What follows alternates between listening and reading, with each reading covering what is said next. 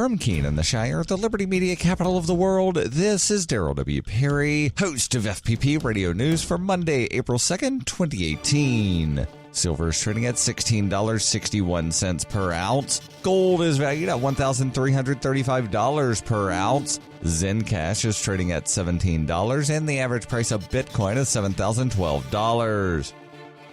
Antiwar.com reports Israel's violent crackdown on Land Day protests in the Gaza Strip left at least 15 people dead and large numbers of people wounded. There are a lot of expressions of concern, but one thing there won't be is an investigation by anyone. A resolution by the UN Security Council sought to call for such an inquiry and also issue a statement of support for the rights of peaceful protest. The U.S., however, quickly vetoed the bill. This is unsurprising, as the U.S. generally vetoes anything that has to do anything with Israel. U.S. officials so far have refused to comment because clearly vetoing a call to respect human rights and not kill peaceful protesters is something of an embarrassment. There is more than a little disquiet within Israel as well because of the perceived international fallout of the incident. The far-right government, however, went into the protest with every intention of killing protesters, and Defense Minister Avigdor Lieberman has ruled out Israel ever having any internal inquiries on the killings. So there's no possibility of either an international inquiry under UN auspices or a domestic inquiry from within Israel. While non-governmental organizations are likely to offer critical accounts of what happened, this is just the latest in a long line of instances of Israel killing Arabs with impunity. And while it's not necessarily surprising, it could be a very bad thing, not just for international standing, but for popular sentiment within Palestine. The killings drew thousands to the funerals of the slain, and while Israel threatens to kill more next time, the casual use of lethal force against demonstrators has a constant threat of blowback against the Israeli government.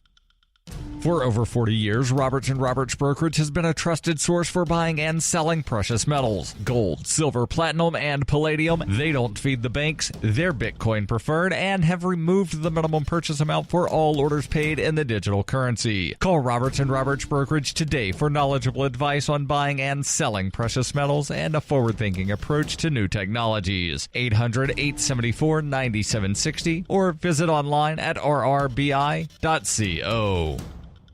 UPI reports California Attorney General Xavier Becerra on Friday issued guidelines for public schools to protect undocumented immigrants on campus from immigration and custom enforcement agents. The guide provides recommendations for how to respond to information requests regarding immigration status, a warrant or court order regarding immigration enforcement, immigration agents requesting access to school grounds, hate crimes related to national origin, and the detention of students' family members. Becerra said in a statement, every student, regardless of immigration status, is entitled to feel safe and secure at school. According to his office, there are approximately 250,000 undocumented immigrant students in California's K-12 school system, and 750,000 students have an undocumented parent. Becerra's guidelines for public schools came one day after he sent guidelines to law enforcement agents across the state on how to follow the state's so-called sanctuary laws included in SB 56, which prohibits local law enforcement from cooperating with federal immigration officials on some matters. Becerra's guidelines come at a time when the state sanctuary laws have been facing resistance from the Trump administration and the Justice Department, leading to a federal lawsuit challenging the law's constitutionality, as well as an Orange County lawmaker and law enforcement official who have disavowed the laws.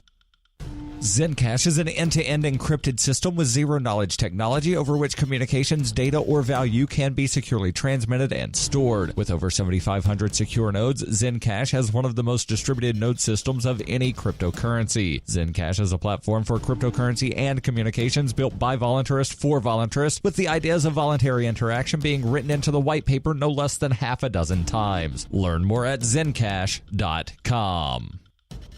Reuters reports the U.S. government's Supreme Court battle with Microsoft over whether technology companies can be forced to hand over data stored overseas could be nearing its end after federal prosecutors asked for the case to be dismissed. President Trump on March 22nd signed a provision into law making it clear that the U.S. judges can issue warrants for such data while giving companies an avenue to object if the request conflicts with foreign law. In a 16-page court filing on Friday that requested the dismissal, the U.S. Department of Justice said this case is now moot, citing the passage of the new legislation. The Supreme Court on February 22nd heard arguments in the case, which had been one of the most closely watched of the High Court's current term. Some justices urged Congress to pass a law to resolve the matter. This has been FPP Radio News, online at fppradio.com.